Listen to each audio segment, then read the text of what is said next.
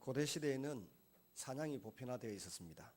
사냥꾼들은 짐승들을 잡기 위해서 함정을 파거나 기구를 설치해서 산채로 포획했습니다.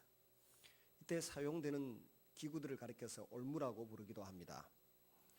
사람들 사이에서 이 올무라고 하는 표현을 사용했다고 하면 그 의미는 누군가를 잡기 위한 덫이나 계략을 뜻합니다. 오늘 본문의 바리새인들은 마치 사냥꾼이 짐승을 사냥하듯이 예수님을 잡기 위한 계략을 짰다는 그런 표현을 쓰고 있습니다. 그 계략은 말에 걸릴 수 있는 올무였습니다. 주로 말로 그런 계략을 짜는 경우는 그 질문에 정답이 없다는 것입니다. 이렇게 말해도 죄인으로 몰리고 저렇게 말해도 죄인으로 몰릴 수밖에 없는 아주 어려운 질문을 낸다는 뜻입니다. 아무리 좋은 대답을 해도 정답이 없거나 또는 답이 없기 때문에 어느 대답을 해도 올무에 걸리게 됩니다. 그 당시에는 이런 질문과 대답은 사람들이 많이 모인 곳에서 이루어졌습니다. 대답하는 사람이 대답을 제대로 못하고 오물거리면 질문한 사람이 전곡을 찔렀다고 해서 명예가 올라가고, 대답을 잘못하고 오물거린 사람은 수치를 당하게 되는 거죠.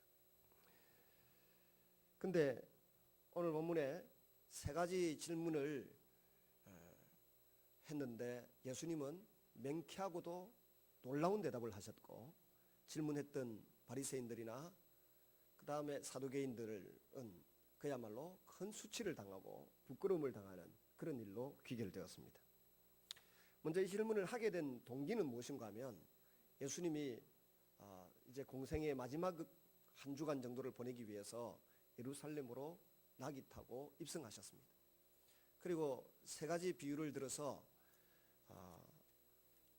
대제사장과 서기관과 바리새인들, 이런 사람들에 대한 너희들이 신앙생활을 한다고 하지만은 열매가 없기 때문에 하늘나라에 들어가지도 못할 뿐만 아니라 또 들어가더라도 세리와 이 창기들보다 더 늦게 들어가게 될 것이다. 이런 취지의 세 가지 비유를 말씀하셨습니다. 그 중에 첫 번째 비유가 두 아들에 관한 비유였죠. 첫 번째 아들은 간다고 해놓고 안 갔습니다. 둘째는 안 간다고 해놓고 갔습니다. 간다고 해놓고 안 간 사람들은 대제사장, 서기관, 바리새인. 안 간다고 해놓고 아버지 말씀에 순종했던 사람은 세리와 창기, 이런 사람들입니다. 그래서 이들이 너희들보다 먼저 하나님 나라에 들어갈 거다. 여기에 머리가 아팠습니다. 그 다음 두 번째는 악한 포도원 소작인의 비유를 예를 들었습니다. 열매 맺지 못하는 소작인들에게서 빼앗아서 열매 맺는 소작인들에게도 넘겨주겠다, 그런 거죠. 그러니까 이스라엘에게 주어졌던 하나님의 축복을 빼앗아서 이방인들에게 넘겨주겠다는 겁니다.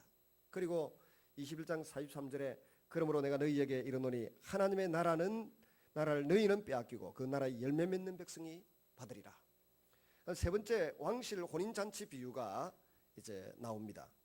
여기에서는 예수님께서 하나님은 왕이시고 그 혼인 대상이 되는 신랑 되는 예수님이 있고 초청받는 신부들, 이 교회들이, 저와 여러분들이 등장하는데, 이 대목에서 지위, 여화, 그 다음에 신분의 고귀한 비천함을 다 뛰어넘어서 하나님이 초청하는 사람들이 있다는 겁니다. 초청은 해서 잔치에 다 참석했지만은 예복을 입은 사람만 제대로 합당하고 자격이 있다는 겁니다. 도대체 이 예복이 뭐냐 할 때 우리는 대개의 경우 믿음이라고 말합니다.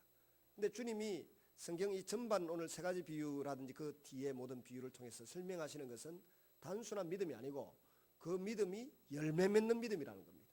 예복은 열매를, 하나님 나라에 합당한 열매를 맺는 믿음을 가진 사람만 혼인예식에 참여할 수 있고 천국 잔치에 들어갈 수 있다라고 분명하게 말씀하셨습니다. 낙이 타고 입성하셔서 성전을 청결하게 만드시고 또 눈먼 자의 눈을 열고 기머리의 길을 열고 절름발이를 걷게 해서 메시아임을 입증했어요. 예수님이 입증해 놓으신 예수님이 한 이 세 가지 비유는 그들의 머리를 띵 하고 아프게 했다는 거예요. 다윗의 자손이 증명되었죠. 세례 요한, 그 엘리야의 심령과 능력으로 온 세례 요한이 와서 메시아의 길을 예비했죠. 그 나사렛 사람이 아니라 베들레헴에서 탄생했다는 것이 증명이 되었죠. 그 다음에 이사야 35장 5절 6절에 나오는 눈 뜨고 귀 열리고 절름발이를 걷게 할 거다고 하는 이 메시아의 능력에 대해서 예수님이 입증하셨습니다. 그리고 메시아는 또 낙이 타고 예루살렘으로 평화롭게 겸손하게 입성하는 메시아일 거다. 그것도 입증하셨습니다. 이 5가지를 메시아인 것을 증명해 놓으시고 난 이후에 지금 이 3가지 비유를 통해서 나를 열매 맺지 않는, 나를 믿고 열매 맺는 신앙생활을 하지 않는 모든 엉터리들은 하늘나라에 못 들어간다고 못을 박았어요. 그러니까 지금 여기 이 말을 듣는 사람들이 자격지심에 시달리는데 누군가 하면 바로 대제사장 서기관 바리새인들입니다. 이 세 부류의 사람들이 주님에게 이제 사람들을 파송합니다. 올무에 걸릴 말을 만들어 가지고 질문을 만들어 가지고 질문을 딱 던지는 겁니다. 그 질문은 첫 번째 질문이 동전 하나를 가지고 와서 가이사에게 로마 황제에게 세금을 바쳐야 되느냐 말아야 되느냐 그렇게 질문을 한 겁니다. 그리고 누구를 딸려 보내는가 하면 그 헤롯 당을 딸려 보냈다고 되어 있습니다. 16절에 보면 자기 제자들을 헤롯 당원들과 함께, 헤롯 당원들이라고 하는 것은 마치 그 헤롯은 로마 제국의 앞잡이이고 로마 제국이 세운 분봉왕인데 이 사람이 메시아일 거다라고 믿는 거죠. 이 사람들이 따라간 이유는 가이사에게 세금 바치면 안 된다라고 하는 말이 나오는 즉시 체포하겠다는 겁니다. 반란주무자가 되는 거죠. 그런 복선을 깔고 보내었는데 주님이 대답이 기가 막히는 것입니다. 만약에 또 세금을 바쳐라 그러면은 그 열심당은 또 이 로마 제국의 앞잡이로 몰아서 예수님을 괴롭게 할 수도 있는 것입니다. 그 당시에 갈릴리 북동쪽에 감나라고 하는 지역이 있었는데 사도행전 5장에 나오는 유다라고 하는 사람이 그 당시에 지도자였습니다. 열심당, 독립투사, 소위 말하면 우리 시가로 뭐 애국지사 같은 그런 그룹이 거기에 본부가 있었는데요. 감나라는 지역에. 이 반란군의 2대 지도자인 유다는 율법을 가르치기도 하고 반란에 대한 방향을 가르치는 과정에서 이렇게 말했습니다. 이스라엘의 단 한 분의 통치자는 로마 제국이 아니라 하나님이시다. 그러므로 사람은 로마 제국에 세금을 내지 말아야 된다. 이렇게 주장하고 있었다는 것입니다. 고대는 이런 명예 수치를 기반으로 하는 사회였습니다. 사람이 적절한 대답을 못하면 질문한 사람은 명예가 올라가서 전곡을 찔렀네 이렇게 나오지만 대답을 잘못하면 질문한 사람이 어리석은 질문을 했고 대답하신 분은 현명한 대답을 했다. 소위 현답이 되는 것이죠. 여기에 대해서 주님의 대답이 기가 막힙니다. 가이사에게 세금을 바치는 것이 옳습니까? 불가합니까? 과연 뭐라고 대답을 해야 됩니까? 우리는 답을 알고 있습니다만은 예수님은 여기에 아주 간단하게 대답하십니다. 동전에 그 누구 얼굴이 새겨져 있냐? 글은 또 뭐라고 쓰여져 있냐? 그렇게 물었습니다. 동전에는 인류 역사상 최초로 동전에다가 자기 얼굴을 새긴 카이사라 율리시스의 얼굴이 새겨져 있고 거기에는 하나님의 아들, 신의 아들이라고 새겨져 있습니다. 예수님은 이 위선자들아 왜 나를 테스트하느냐? 그들의 질문 의도가 신실하지 못하다는 것을 압니다. 그렇지만 이 질문에 대한 답을 가지고 오늘 이 시대를 살아가는 저와 여러분 그리고 주님의 제자들에게 세상 정부와 우리가 어떤 관계를 맺으며 살아야 할 것인가에 대해서 분명한 대답을 주고 계십니다. 이 가이사의 얼굴이 새겨져 있습니다. 그리고 이게 하나님의 아들이라고 새겨져 있습니다. 글자가. 근데 거기에 주님의 대답은 가이사 것은 가이사에게 줘라. 대신에 하나님의 것은 하나님께 돌려드려야 된다. 그렇게 대답을 했다는 것입니다. 유대인들 입장에서 볼 때 가이사가 하나님의 아들이 아니지 않습니까? 그러므로 10계명 가운데 2계명 어떤 우상이든지 만들어 섬기고 절하지 말라고 한 계명과 상충되는 반대되는 동절이에요. 또 그런 시장 질서 속에 살아가야 되는 겁니다. 그러니까 그걸 꺼려하고 잘 사용하지 않았습니다. 근데 동전 가져와보라 하니까 벌써 바리새인들 중에 누가 들고 오잖아요. 그걸 소지하고 들고 다니는 것부터 벌써 그들의 신앙과는 배치되는 것입니다. 비난을 받아 마땅한 겁니다. 근데 끄집어내어 놓습니다. 근데 주님의 대답이 가이사의 것은 가이사에게 줘라. 그 다음에 하나님의 것은 하나님께 바치라고 되어 있습니다. 성경은 또 유대인들도 마찬가지고 창세기 1장 27절에 나오는 대로 하나님이 자기 형상 곧 하나님의 형상대로 사람을 창조하시되 남자와 여자를 창조하시고, 예수님의 이 말씀은 아주 간단하고도 기묘했습니다. 이 말은 사람은 하나님의 것이니까 하나님께 드려야 된다는 그런 의미라는 겁니다.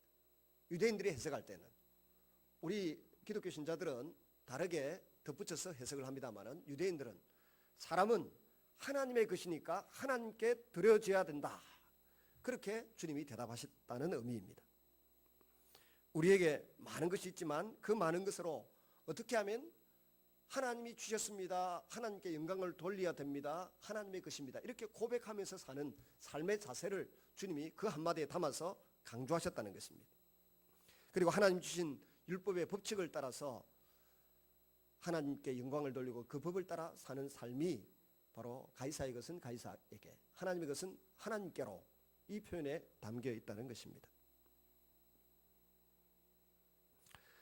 그리고 덧붙여서 오늘 이 시대를 사는 우리 현대인들에게 많은 교훈을 시사하고 있는데요, 하나님의 백성이 세상을 살아갈 때에 세상이 운영되는 기본 구조를 전면 부정해서는 안 된다라고 하는 점을 밝히신 것입니다.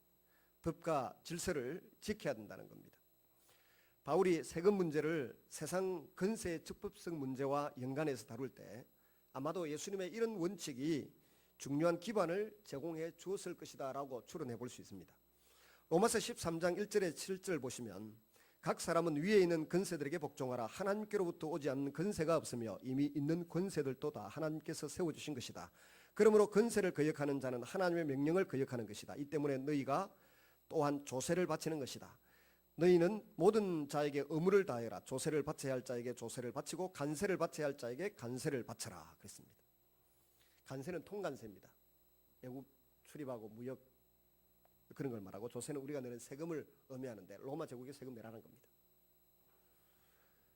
그 예수님의 이 원칙과 일치가 되고, 또 구약시대에 바벨론 제국에 포로로 잡혀가서 백성들이 했던 삶이나 페르시아 제국에 또 잡혀 살 때도 마찬가지 원칙에 해당되고, 알렉산더 헬라 제국에 또 끌려다니면서 살 때도 마찬가지예요. 그 헬라 제국은 이집트의 프톨레미 왕조, 또 시리아의 셀루쿠스 왕조 다 포함하는 거죠. 세금 내라는 겁니다. 지금 로마 제국에게도 세금을 내라는 겁니다. 왜냐하면 그런 모든 제국마저도 누가 세웠다고요? 하나님의 손안에 있었다는 것입니다.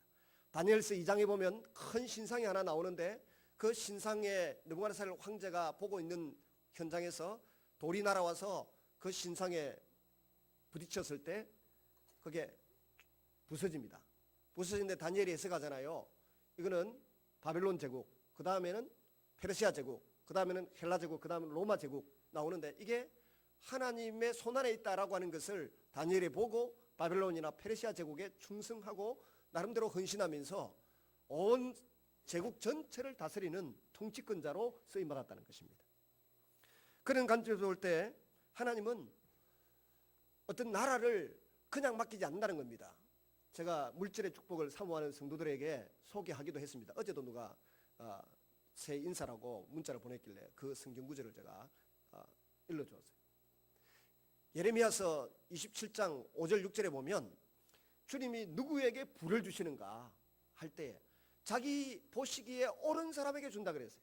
하나님이 땅도 지으시고 땅 위에 짐승도 지으셨지만은 하나님 보시기에 옳은 사람에게 그 모든 불을, 땅을, 짐승들을 주시겠다는 겁니다. 아멘 안 하세요? 그거 아멘 해야 되는데. 그리고 하나님 보시기에 옳은 사람이 되면 그들에게 주신다는 겁니다. 근데 이스라엘 백성들이 그 옳은 삶을 살지 못하니까 가나안 땅 그 짐승들 다 빼앗아 가지고 누구에게 준다고요? 바빌론의 느부갓네살 황제에게 넘겨준다는 겁니다. 그러니까 다른 사람이 불을 가지고 있으면 부러워하지 말고 자기 가슴을 쳐야 돼요. 내가 하나님 앞에 어렵게 살지 못했기 때문에 하나님이 저 사람에게 넘겨주셨구나 생각하면서 내가 어렵게 하나님의 저울에 달려 바르게 살기 위해서 몸부림치고 노력해야 돼요. 거기만 그 말씀이 있는 게 아니고 성경 전체 구석구석에 그 말씀이 있어요.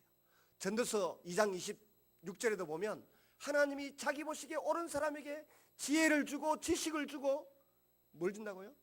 평안을 주시고 기쁨을 주신다 그래서. 지혜 지식이 얼마나 귀한 것인데요. 그것 가지고 대통령 옆에서 장관하고 여러분 그 청와대에서 무슨 비서실장하고 다 하는 거예요. 지혜와 지식이 있어야 돼요. 교수님하고 다 하는 거잖아요. 목회자에도 마찬가지고. 하나님이 자기에게 옳은 사람에게 하나님 그거 주신다 그랬다고요. 그래서 저는 요즘 기도하기를 주님 제가 하나님 마음에 합한 자가 되기 위해서 노력할 때니까 설교할 때에 기가 막힌 번쩍하는 지혜를 주시고 설교를 위해서 기가 막힌 자료와 정보와 지식을 제 손에 넘겨주세요라고 그렇게 기도를 해요. 실제로 제게 많은 사람들이 자료를 얻어가기도 하지만 제게 보내주시는 분도 있어요.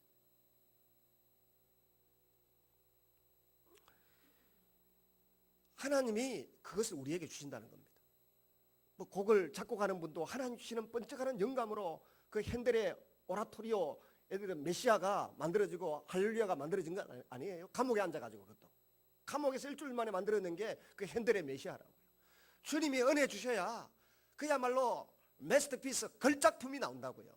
그러니까 하나님 보시기에 내 마음을 옳게 유지하기 위해서 애를 쓰고 노력하면 인간의 기능이 정상화된다니까요. 돈 버는 것도 정상화되고 작품을 만들어내는 것도 정상화되고 사람과 관계를 맺는 것도 정상적이 되는데 이게 탐심에 이끌려서 잔머리 굴리기 시작하면 인간이 꼬이기 시작합니다. 장기로 뜨면 바둑이나 장기로 뜨면 외통수에 걸려들어서 스스로 올무에 빠진다고요. 그래서 우리가 말씀을 읽으면서 어떻게 하면 하나님 보시기에 옳은 사람이 될 것인가 노력해야 돼요. 오늘 여기에 가만히 보시면 이런 관점에서 주님도 가이사의 것은 가이사에게. 세상에도 이런 말이 있어요. 어떤 악한 정부라고 할지라도 무정부 상태보다는 낫다 그랬습니다. 어떤 악한 정부라도 무정부 상태가 된 거라고 보다는 훨씬 낫다는 겁니다. 예를 들어 공권력이 질서를 유지하지 못하는 정부의 정권에 권력 잡은 사람들이 경찰이나 군대가 질서를 유지하지 못하는 상황보다는 보다 더 안 좋은 게 아예 정부가 없는 무질서 상태가 되는 것. 옛날에 우리가 잘 보는 거는 예를 들어 강주 민주화 운동이 일어났을 때 일어나는 참상이 그런 거예요. 그 다음에 또 미국의 그 로드니 킹 흑인 폭동 사태 이런 그런 거예요. 그때는 가진 자도 손해, 그 다음에 가진 것이 없는 약한 사람, 남자, 여자, 여러분 남자들이 가지고 있는 힘은 여자분들 4-5명은 한순간에 날아갑니다. 여러분들이 가정에서 남편들을 비를 건드리고 괴롭혀도 남편들이 그래도 꾹 참고 모시고 살아주는 걸 고맙게 생각하세요. 저도 아직도 힘은 좀 많이 사라졌지만 그래도 여기 성가대 한 아무리 이쁘고 해도 5명 정도는 그냥 한 방식이면 다 그냥 끝납니다. 근데 이게 질서가 유지되는 질서의 사회고 법이 치안이 유지되는 상태니까 그렇게 안 하고 예의하고 살아보세요. 예를 들어 근데 무정부 상태가 되고 군인들이 들어와 보세요. 노약자들, 여성들이 최고의 피해를 입지 않습니까? 그런 측면에서 주님이 질서가 유지되어야 되니까 로마 제국의 질서를 위해서라도 바치라는 거예요. 바칠 것. 근데 정반대로 생각해야 될 점이 있어요. 그러면 그 당시에는 법을 바꾸려고 하면 원론을 움직여야 되지만 오늘 이 시대에는 법을 바꾸려고 하면 어떻게 해야 돼요? 국회를 움직이면 되잖아요. 좋은 국회의원, 입법 활동을 잘하는 사람을 선출해서 보내야 되고 그들이 잘못된 법을 만들면 우리는 또 합당하고 정당한 민주적인 절차를 가지고서 그 법을 만들지 말아라고 요구할 수도 있고 그 다음에 만들어 달라고 요청할 수도 있어요. 그래서 옛날에 그 이명박 대통령이 스쿠크법 이슬람의 자본을 빌려오겠다고 할 때 교회들이 완강하게 반대해서 일설에 의하면 그분이 회식 장소에서 그 술잔을 집어 던지면서까지 화를 냈지만 스쿠크법을 포기했어요. 창원에 계시는 모 목사님을 비롯해서 많은 분들이 이 일에 관여되어 있었습니다. 그러니까 이 민주국가에서는 민주적인 방법으로 정확한 법과 질서를 만들 수 있는 길이 있으니까 그걸 통해서 하라는 겁니다. 불순종하고 듣기 싫은 순종하기 싫은 그런 법이 나오면요.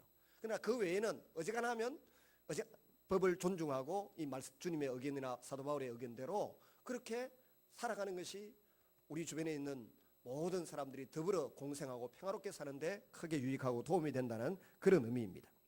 또 하나 더, 예수님은 성전의 부패를 직시하면서도 그 성전이 또 패망할 것을 내다보시면서도 그 성전에 세금 내는 것을 허용하셨고 베드로에게 자신의 성전세를 내도록 하셨습니다. 그렇다면 예수님이 황제에게 세금을 내라고 하시는 것은 황제가 예수의 의의 기준에 비추어서 아무런 문제도 없다는 것을 인정하는 것이 아니다, 그런 말입니다. 다만 예수님의 명령은 하나님께서 세상의 기본 질서 유지를 위해서 이방 건세도 사용하고 계시고, 따라서 하나님의 백성은 그러한 하나님의 경륜을 이해하고 세속 건세에 대한 의무도 충실하게 다해야 한다는 것을 원칙적으로 언급하신 것입니다. 그렇지만 예수님의 원칙은 여기에서 끝나는 것이 아닙니다. 하나님의 것은 하나님께 돌려드린다고 말씀합니다. 바울의 언급처럼 세속적인 건세도 하나님의 궁극적인 건세 아래에 있기 때문에 그 하나님의 건세 아래에서 세속적인 건세의 위치와 역할을 발견할 수 있다는 그런 원리입니다. 이것은 정치적인 면을 갖고 바리새인들이 예수님을 테스트한 대목입니다. 두 번째는 종교적인 면을 가지고 이제 사두개인들이 예수님을 테스트합니다.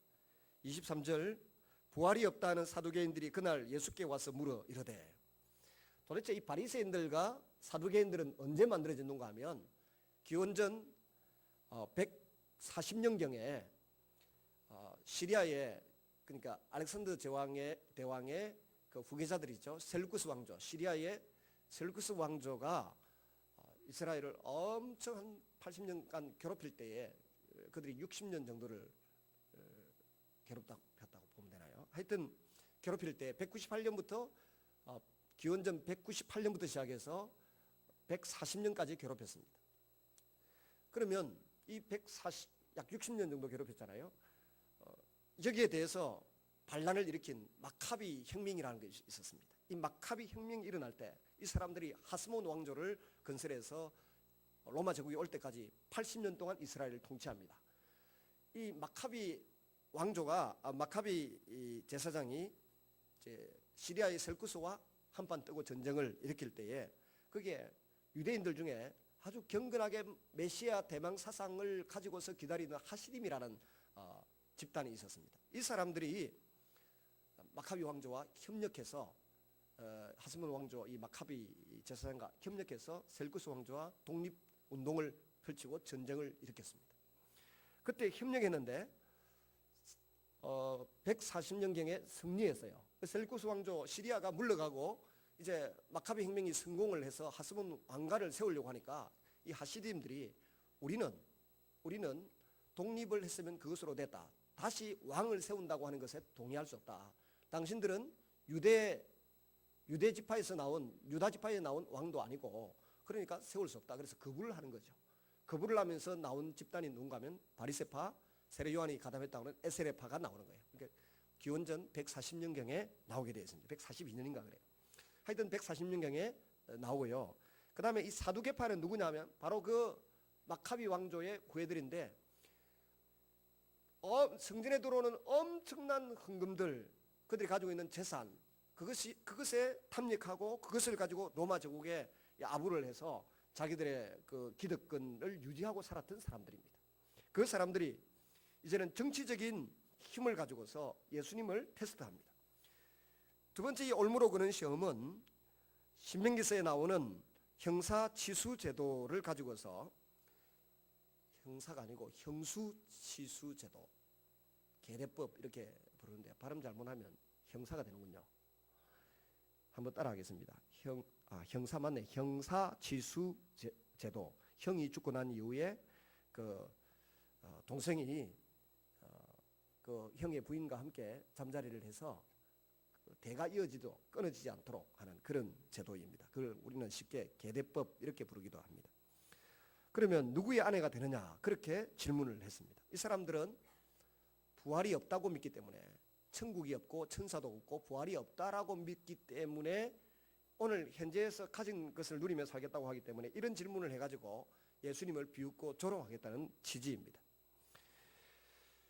근데 바리새인들은 기원전 140년경에 만들어진 이 바리새파들은 하시딤의 후예들이죠. 이 사람들은 이사야 26장 19절과 다니엘서 12장 2절을 가지고서 천사도 믿는 거고 부활을 믿는 신앙을 가지고 있습니다. 이사야 26장 19절에는 무슨 말씀이 있는가 하면 이렇게 되어 있어요. 주의 죽은 자들은 살아나고 그들의 시체는 일어나리이다. 티끌에 누운 자들아 너희는 깨어 노래하라. 주의 이슬은 빛난 이슬이니 땅이 죽은 자들을 내놓으리로다. 다니엘서 12장 2절은 잘 아시죠? 자는 자들 가운데 티끌 가운데서 일어나는 자들이 많겠고 뭐 이런 말씀을 믿으면서 부활신앙을 가지고 있었습니다. 그래서 바리새인과 사두개파들은 늘 이렇게 어르렁거리고 상충되어서 다투곤 그랬죠. 근데 오늘 본문에 등장한 23절에서 27절의 내용은 바로 신명기 25장 5절 6절에 나오는 형사취수법 또는 계례법을 근거로 해서 부활 이후에 어떻게 되느냐고 질문을 하고 있습니다.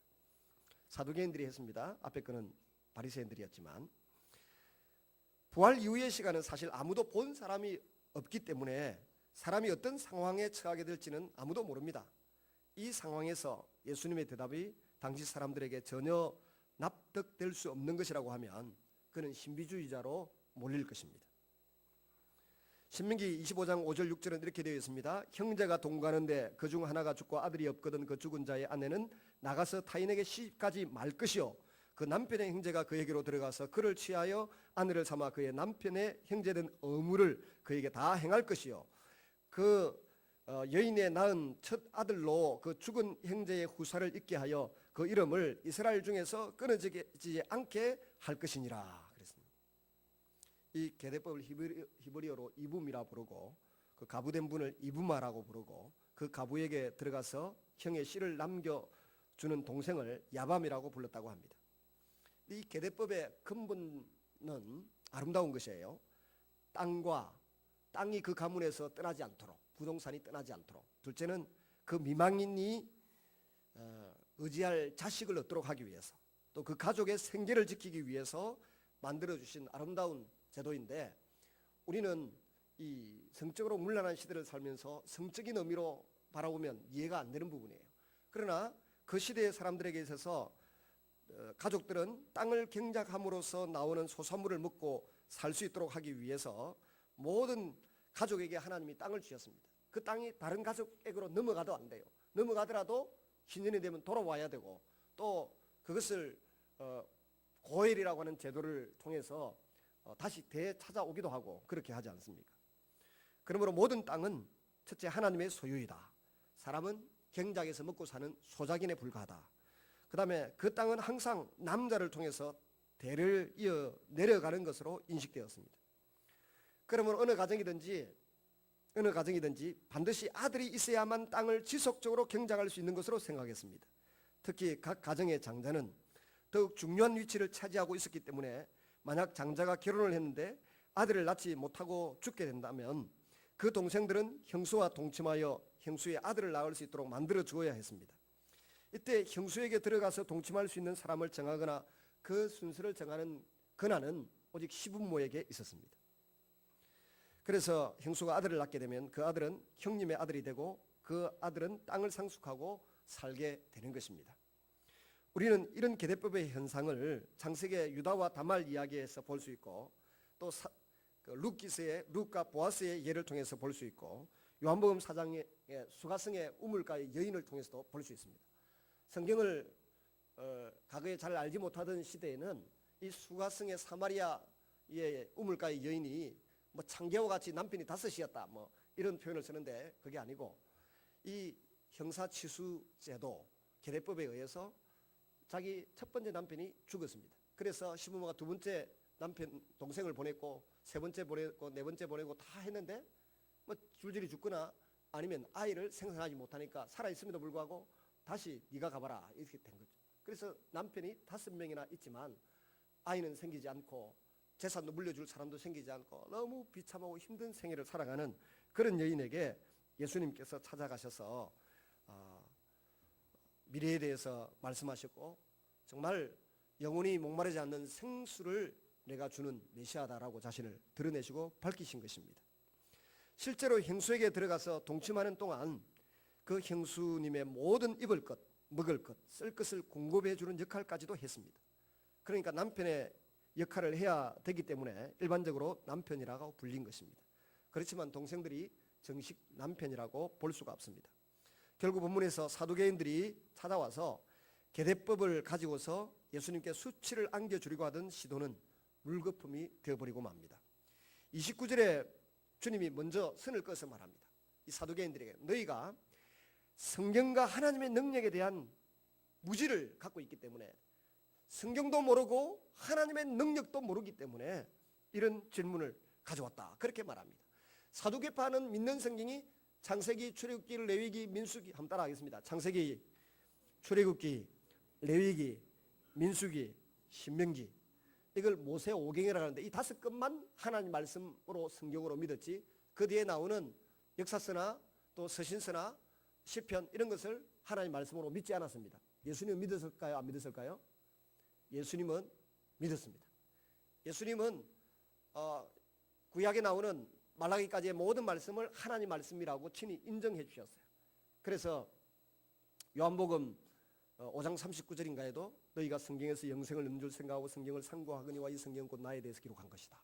누가복음 24장에도 시편과 모세의 글, 선지자의 글에 기록된 메시아의 죽음과 부활에 대해서 분명히 말씀하시면서 성경을 다 받아들였습니다. 근데 사두개파 이 제사장들의 무리가 믿었던 것은 모세오경밖에 없었다는 것입니다. 그러니까 주님이 너희가 성경도 모르고 죽은 자를 살리시는 하나님의 능력도 모르니까 이런 질문을 한다, 이렇게 먼저 선을 딱 그었습니다.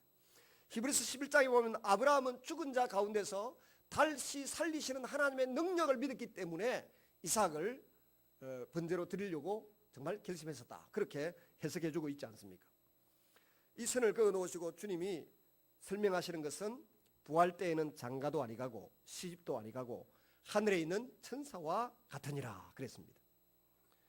히브리인들의 사고방식에 의하면 천사는 사람보다 약간 우월한 존재로서 하나님의 명령을 전달하고 약속을 전달하고 상을 전달하고 벌을 사람들에게 전달하는 임무를 띠고 있었습니다. 그리고 하늘에 거하고 하나님과 함께 그 신적인 회의, 요즘 같으면 청와대 회의에 참석할 수 있었습니다. 천사는 하나님의 보좌를 둘러싸고 찬양을 드리는 존재로 또한 묘사되었습니다. 그리고 그들은 지혜를 가지고 있었으며 이 세상의 모든 것들에 대하여 잘 아는 존재로 묘사됩니다. 시편 103편 20절과 21절에 보면 그 유대인들이 가지고 있는 천사관이 드러납니다. 능력이 있어 여호와의 말씀을 이루며 그 말씀의 소리를 듣는 너희 천사여, 여호와를 송축하라. 여호와를 봉사하며 그 뜻을 행하는 너희 모든 천군이여, 여호와를 송축하라. 중세시대 랍비 마이모네스라는 사람은 천사는 메신저라고 하는 뜻을 가지고 있는데, 어떤 종류의 메시지이든지 하나님의 메시지를 가지고 있는 모든 사람은 천사다, 그렇게 해석했다고 합니다. 그렇다면 본문을 통해서 예수님께서 말씀하시는 부활 때는 장가도 아니가고 시집도 아니가고 하늘에 있는 천사와 같다는 말씀은 무슨 뜻입니까? 천사가 존재하는 양식대로 우리도 천국 가서는 그렇게 산다는 겁니다. 다시 그 지겨운 남편을 만나가지고 평생 원수인데 영원한 원수로 사는 게 아니라는 말입니다.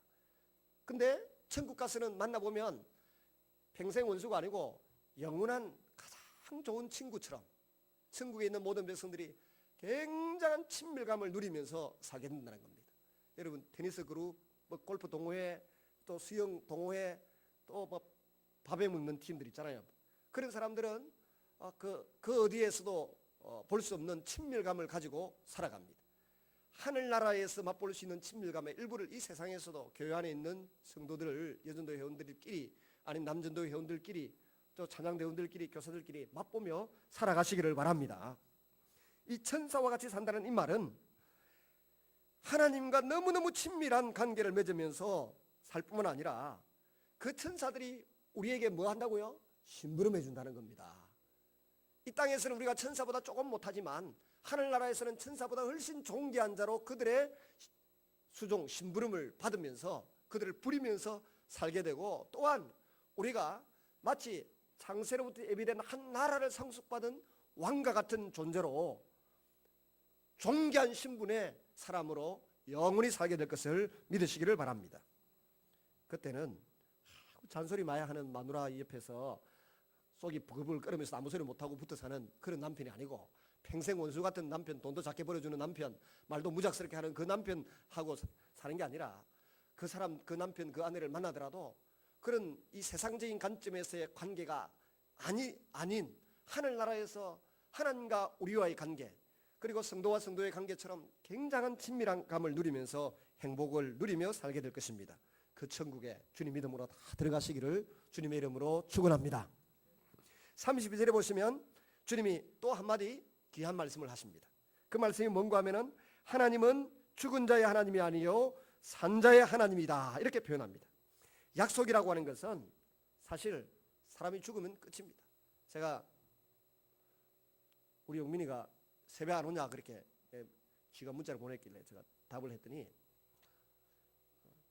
뭐라 하더라고요. 제가 색시 됐고 빨리 온나 그랬더니 아직은 아니고요, 출석에는 가겠습니다 그러더라고요.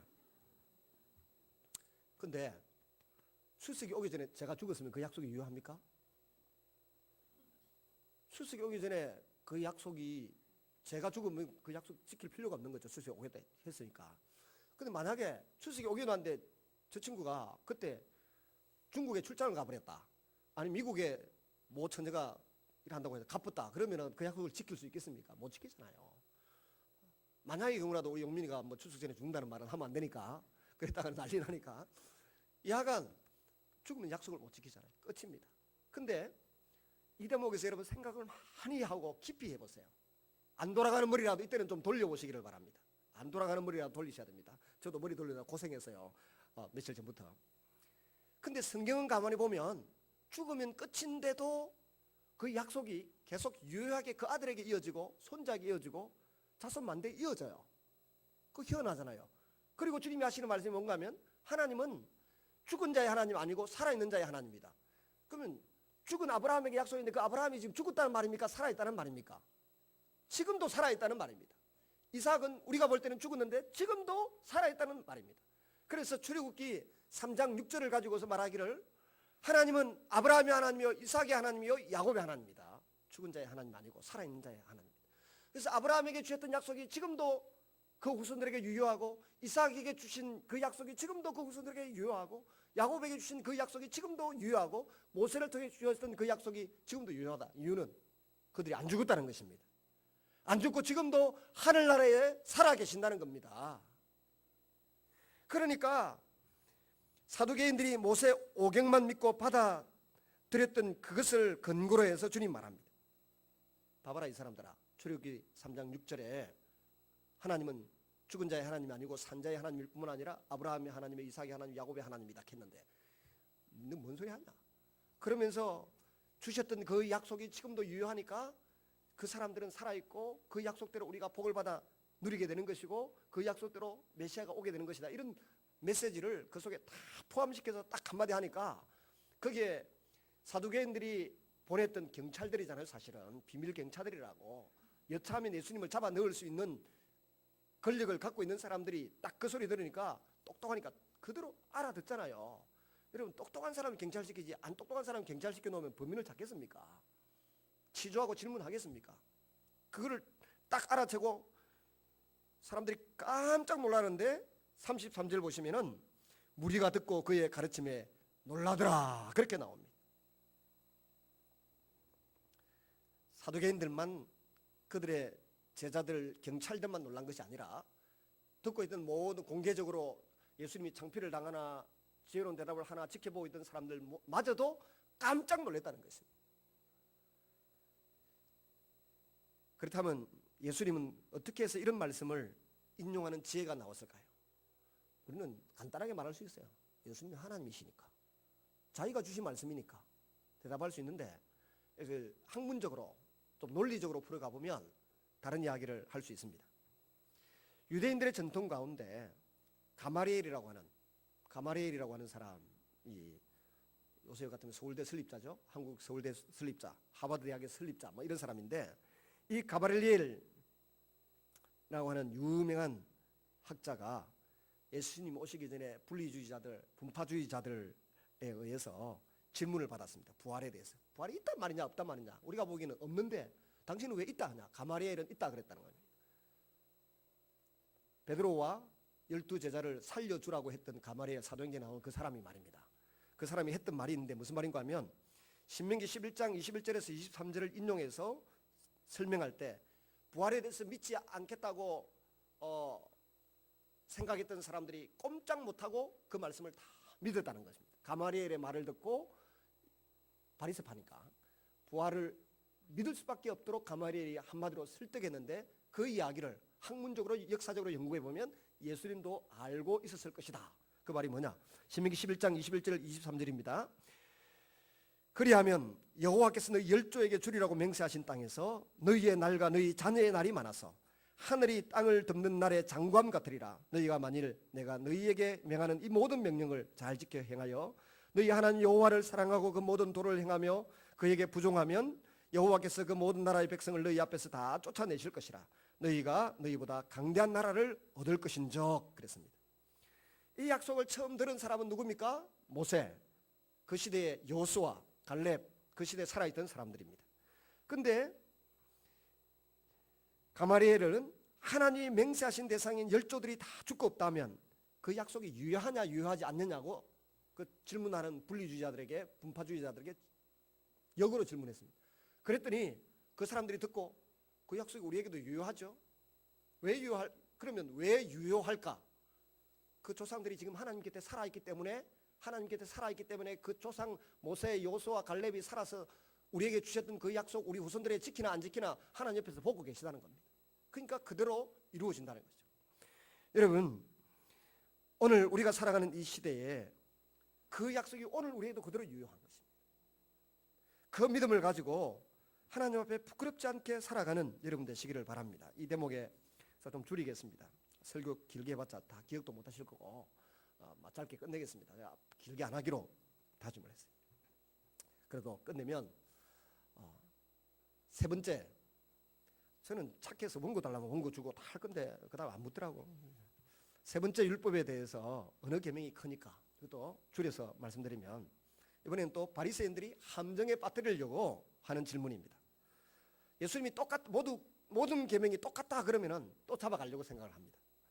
그렇지만 어느 것이 크냐는 이 질문의 의도는 어떤 계명이 우선이냐라고 묻는 질문이 배경에 깔려 있습니다. 본문에서는 크냐 작으냐 이렇게 묻습니다만은, 왜냐하면 하나님과의 관계에서 관련된 계명이 있고 사람과의 관계에서 계명된 계명들이 있기 때문에 그렇습니다. 이 계명들 중에 어느 계명을 먼저 지켜야 하나 우선순위를 말하고 있습니다. 예수님은 거기에 대해서 신명기 6장 4절에서 9절에 나오는 세마 이스라엘아 들으라 하는 이스라엘 백성들이 하루에 3번씩 암송하는 이 구절을 가지고서 유대인들은 신명기 6장 4절에서 9절까지를 하루에 3번씩 암송하고 묵상합니다. 이 말씀을 가지고서 대답을 하십니다. 너는 마음을 다하고 목숨을 다하고 온 힘을 다하여 너희 하나님을 사랑하라. 이게 첫째 되는, 크고 첫째 되는 계명이다. 우선순위라는 거죠. 하나님과의 관계를 분명히 하라는 겁니다. 둘째는 또 그와 같으니 내 이웃을 내 몸과 같이 사랑하라. 이렇게 결론을 냅니다. 그럴 때에 사람들이 할 말이 없습니다. 하나님과의 관계를 분명히 하는 사람은 사람과의 관계를 분명히 할 수 있습니다. 근데 사람을 의식하고 사람과의 관계만 신경 쓰는 사람은 하나님을 항상 속이고 눈에 보이지 않는다고 해서 신경 씁니다. 그래서 목회자로서 죄송한 이야기입니다만은 사람에게 잘 보이려고 지나치게 여론을 만들거나 신경 쓰는 사람은 신뢰하지 않습니다. 그러나 소위 열심히 기도를 하고 하나님의 눈치를 보고 그분을 미소 짓게, 그분을 기쁘시게 하려고 애를 쓰는 사람에게는 나에게 좀 잘못해도 나를 인정해 주지 않아도 그 사람에 대한 신뢰가 갑니다. 신뢰가 갑니다. 여러분, 우선적으로 하나님 앞에 합격되는 점수를 얻으시면 다른 사람들이 여러분을 신뢰하게 될 것입니다. 근데 나에게 잘 보려고 아첨하고 아부하고 인사 잘하고 내 점수가 깎이나 높아지나 명예에 대해 신경 쓰는 사람은 하나님에 대해서는 언제든지 거짓말 칠 수 있는 사람이고 하나님을 속일 수 있습니다. 그리고 결국은 사람도 눈에 보이는 데서만 칭찬하지 돌아서면 온갖 비난과 욕을 퍼붓습니다. 저는 교회 안에서 그거 너무 많이 봤습니다. 이해 안 되더라고요. 이해. 여러분, 하나님 앞에서 그 사람을 칭찬하면 사람 앞에서 칭찬하고, 하나님 앞에서 그 사람이 잘못됐다 싶으면 그 사람 앞에서는 입을 다물어야지. 아무 말도 하지 말고 평가도 하지 말아야 되는데 그게 안 된다는 겁니다. 그래서 어려움을 겪습니다.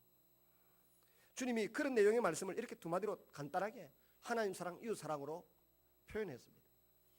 크고 적은 문제가 아니고 우선순위가 뭐냐? 하나님 사랑이 우선이고 사람 사랑은 차선이라는 겁니다. 그래서 믿는 남편하고 결혼하라는 말은 무슨 말입니까? 자매들 보고 믿는 남편하고 결혼하라는, 믿는 남편은 하나님 앞에 정직하게 살고 몸부림치고 애쓰고 노력하니까 나를 속이지 않는다는 겁니다.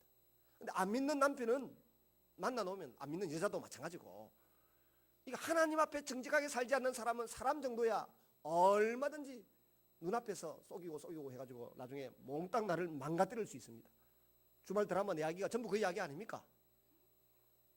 들통나도 자기가 진실하다고 떳떳하다고 억울하다고 이야기하는 어리석음을 범합니다.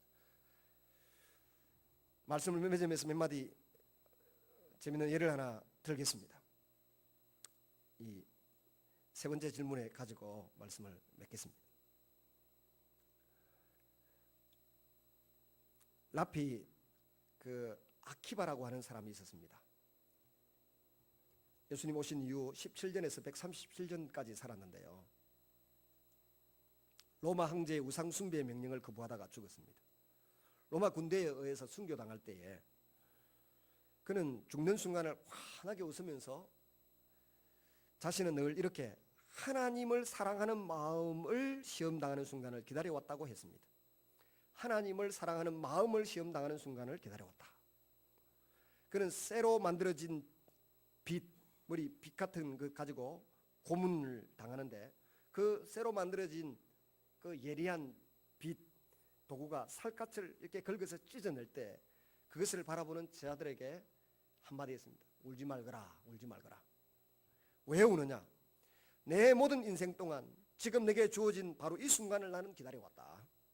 나는 하나님을 내 모든 인생 동안 사랑해왔다.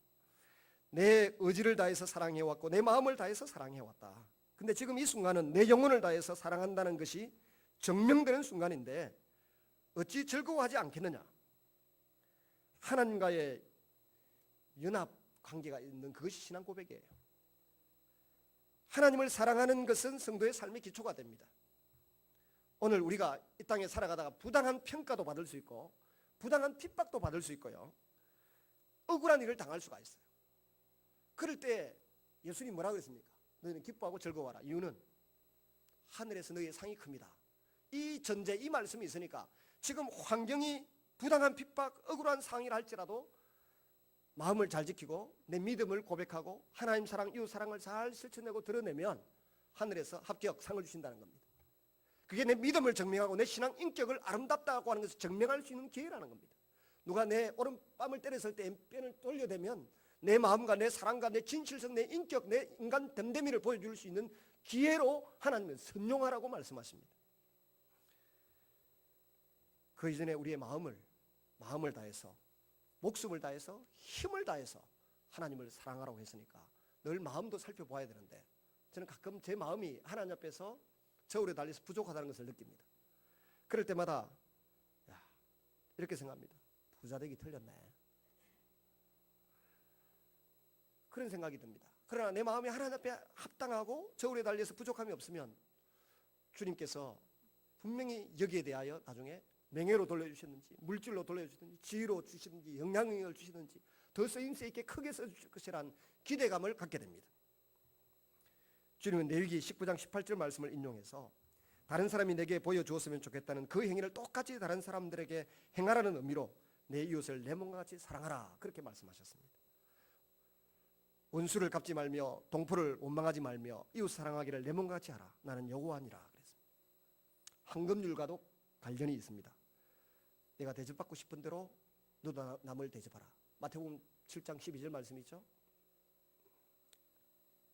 만약 이웃을 사랑한다면 이웃의 명예와 재산에 대하여 마치 자신의 명예와 자신의 재산처럼 대해야 한다는 것입니다.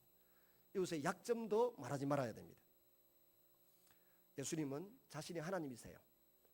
성경을 주신 분이고 그 내용을 성령 하나님을 통해서 오늘 우리에게 깨닫게 하시는 분이십니다. 근데 우리가 이기적인 욕망이나 또 욕심이나 하나님 저울에 달려서 불순물이 있으면 그 성경이 제대로 이해되지도 깨달아지지도 않고 그 말씀대로 순종하기도 어렵습니다. 그래서 빨리 우리가 그리스도인이 되었다고 하면 내 마음에 불순물, 그 다음에 잘못되어 있는 이기적인 욕망들, 그것을 마치 소재로 밀과 보리를 갈아서 소리가 나지 않도록 갈아서 소재로 들이듯이 우리에게 있는 잡된 지식과 잘못된 욕망과 잘못된 그 맹해심, 그 정욕, 이것을 전부 갈고 갈아서 하나님 앞에 드리라는 겁니다. 주님, 내게 있는 이거 주님 받으십시오. 받으시고 하나님께서 가지고 계신 그 아름다운 마음, 하나님 우리에게 주실 수 있는 의와 사랑과 희락, 성령의 9가지 열매와 같은 품성을 내 마음에다가 담아주세요. 그렇게 간절히 기도하면 한순간은 안 되지만 점차점차 저와 여러분이 거룩하게 빚어져 만들어가는 하나님의 작품이 될 줄로 믿습니다. 죽는 그날까지 우리가 완성품이 될 수 없지만 그래도 주님이, 옛날에 누가 그랬죠? 부흥회, 요즘은 세상에 하도 쳐져서 대충 들어온 사람 틀어서 쓰신다고, 우리를 좀 틀어서라도 쓰실 수 있도록 내 마음을 하나님의 저울에 달아서 합격할 수 있도록 만들어 보시기를 바랍니다. 그런 사람은 말씀을 읽으면 말씀이 이해가 되고 받아들여지고 순종할 용기가 생기는 것입니다.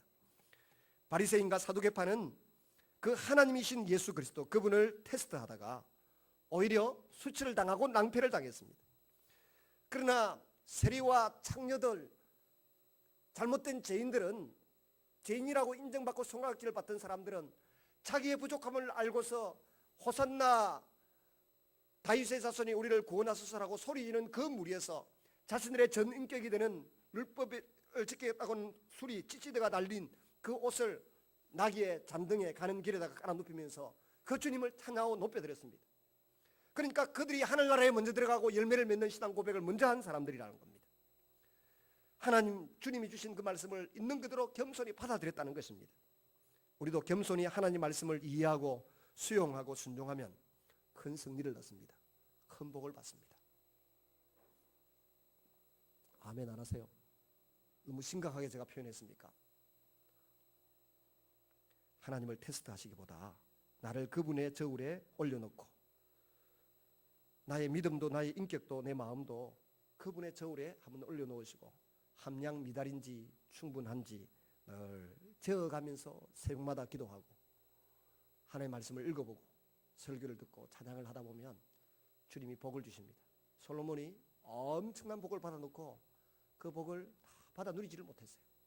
그래서 후회하면서 전도서를 기록했는데 말년에 그 전도서 2장 26절에 여러분 찾아서 한번 읽어보시기 바랍니다. 지금 뭐라고 말하고 있는가 하면은 죄인들이 우리말로 쎄빠지게 일해가지고 다 모아서 하나님 보시기에 옳은 사람에게 주었지만은 그것도 헛사다. 이유는 자기 이야기에 자기 다 받았거든.